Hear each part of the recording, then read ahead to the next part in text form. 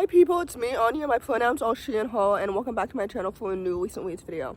If I sound like I'm sick, it's because I am. Also, I think I'm uploading this video right after my June TBR, which is fitting because these are some of the books that I exited May with and entered June with. So anyway, without any further ado, the first book on this list is called Forever Is Now. This story is a YA contemporary following a young black bisexual main character who is navigating her own mental health, family love, and black joy. This book is absolutely so good, and I really enjoyed it. First of all, the in-verse format felt so lyrical and absolutely so pretty. I just really enjoyed being so immersed in the story from the beginning to the very end. The characters were also well developed and so distinct. I loved the friendships so much. The family dynamics made so much sense. The main character's relationship with her brother as well as with her parents felt so authentic and so well done. The romance was so cute and so well paced. The bisexuality representation felt so timely and so authentic. The references to Gen Z also felt very timely and very authentic and very honest without feeling cringy at all, if that makes any sense.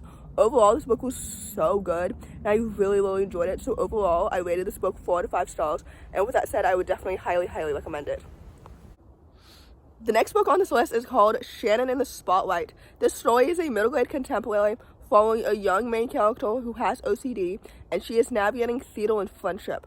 This story is absolutely so fantastic and so good, and maybe it's because of the mood that I was in at the time, because I read this book after reading a slew of mediocre mid books, so reading this book was so refreshing, and it felt so good and so well paced. I rated this story 4 out of 5 stars because I really enjoyed it. First of all, the mental health representation felt so timely and so authentic. The plot was so intriguing and so engaging. The friendships were so lovely and so wonderfully authentic. The characters were also well developed and distinct. I loved all the different theater aspects because I'm so fascinated by theater when I watch it in the audience, not as an actor myself. But anyway, this book was so good, and I just really enjoyed it because every single aspect and every single element felt so well paced and so wholesome and just overall so well done. So anyway, without any further ado, I rated this book 4 out of 5 stars, and with that said, I would definitely highly recommend it. The next book on this list is called First Year Orientation. For those who don't know, this book is a YA contemporary anthology set around freshman college orientation. And for someone who is a recent college graduate, reading this story felt unbelievably nostalgic, and it was so well done. Typically, I don't love anthologies because sometimes some of the stories are great and fun and fantastic, but then other stories are completely mediocre. And don't get me wrong, some of the stories in the middle of this book felt mid, but overall, these stories are so well done, and all of these authors are so talented. I love this book so much. I haven't really read a college anthology since I read Study Blake in March, if I'm not mistaken, but this book was so good. All the stories felt so authentic and so intriguing and so well done. I typically don't enjoy short stories overall because to pack a story in such a short amount of time means that some things may feel rushed or something like that, but within the parameters of this entire book, nothing really felt rushed because I was so immersed in every single story from the beginning to the end. I don't know if that made any sense at all, but basically overall, this book was so fantastic and it was so well done. So with that said, I rated this book 4 out of 5 stars, and I would highly recommend it. The next book on this list is called Jude Saves the World. This story is a middle-grade contemporary following a young, plus-size, non-binary bisexual main character with ADHD navigating identity and friendship.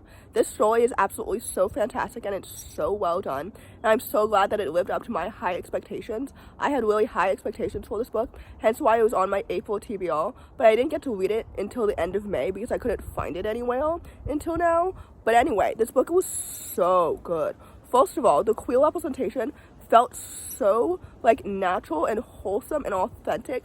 The plot was so engaging and so intriguing. The characters were also well developed and so distinct. The friendships were so lovely and so wonderful. Literally, this book is so good, and it deserves all of its hype and so much more.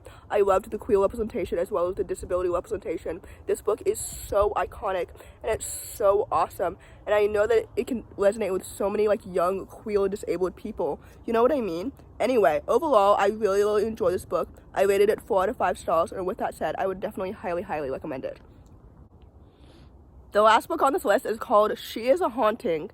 This story is a YA horror contemporary following a young bisexual Vietnamese American main character as she's trying to survive 5 weeks in this French colonial home that her dad's trying to restore, but the house has other plans.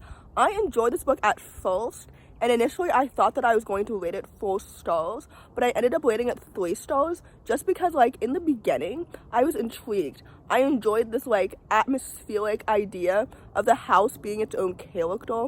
I enjoyed the conversations surrounding like colonialism and like racism and like all that fun stuff, and I enjoyed like the Vietnamese culture and history, especially since I'm half Vietnamese myself, and the plot, it was intriguing and it was engaging, and I enjoyed the main character as herself, you know what I mean? But like as the story progressed, I started to become more confused by the world building than like intrigued, especially in the second half of the book, and especially with the ending. Like I don't understand what happened in the ending completely with the relationship between the main character and the house. I don't know if that makes any sense at all, because obviously like I'm not going to spoil this book for you, for anyone who wants to read it. But anyway, overall, I like this book. I didn't love it completely, and I don't think I'm going to be reading anything more by this author in the future. So with that said, I rated the story 3 out of 5 stars, so take that as you will. So in conclusion, first of all, if this video seems faster than usual, it's because I'm sick. Second of all, if you enjoyed this video, please don't hesitate to give it a big thumbs up. Comment down below the watermelon emoji if you made it all the way to the end of the video. Thanks for watching and subscribe to my channel if you're new, and I'll see you in my next video.